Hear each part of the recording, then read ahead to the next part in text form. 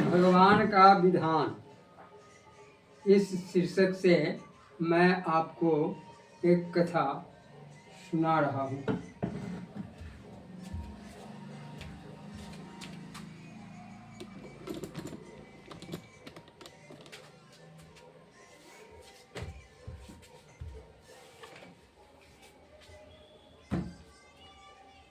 भगवान का विधान शीर्षक से मैं आपको एक कथा सुना रहा हूँ।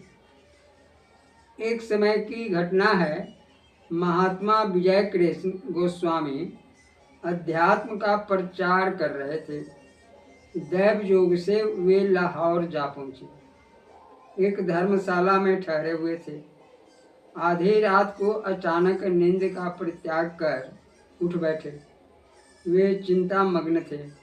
मेरा जीवन पाप चिंता के अधीन है। कहने के लिए तो मैं हूँ उपदेशक, पर मन में पाप का ही राज्य है। भगवान की भक्ति नहीं मिल सकी मुझे। उनका रोम रोम कांप उठा। वे पश्चाताप से क्षुब्ध थे।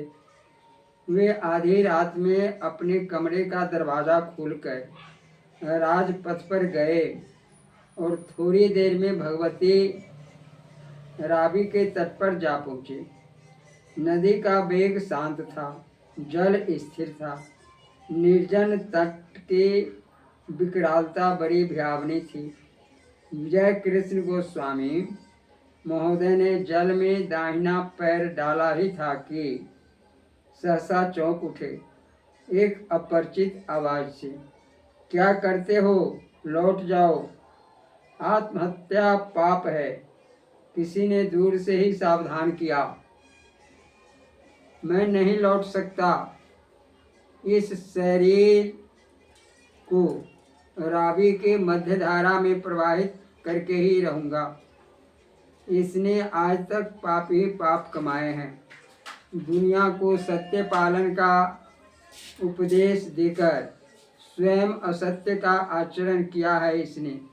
महात्मा विजय कृष्ण अपने विश्वास पर दृढ़ थे। वत्स, शरीर नाश से पाप का नाश नहीं होता है। यदि तुम ऐसा समझते हो तो यह तुम्हारी भूल है। तुम्हारे शरीर नाश का समय अभी नहीं आया है। तुम्हें भगवान की कृपा से अभी बड़े आवश्यक कार्य करने हैं। भगवान का विधान सबसे पहले निश्चित रहता है। उसमें हेर फेर असंभव है। तुम्हारा काम केवल इतना ही है कि विश्वेश्वर परमात्मा की लीला के दर्शन करो। एक महात्मा ने तत्काल प्रकट होकर उनको आत्महत्या से रोका। महात्मा विजय कृष्ण गोस्वामी की निराशा का अंत हो गया अपरिचित महात्मा के उद्बोधन से, और वे धर्मशाला में लौट आए। जय श्री सीते।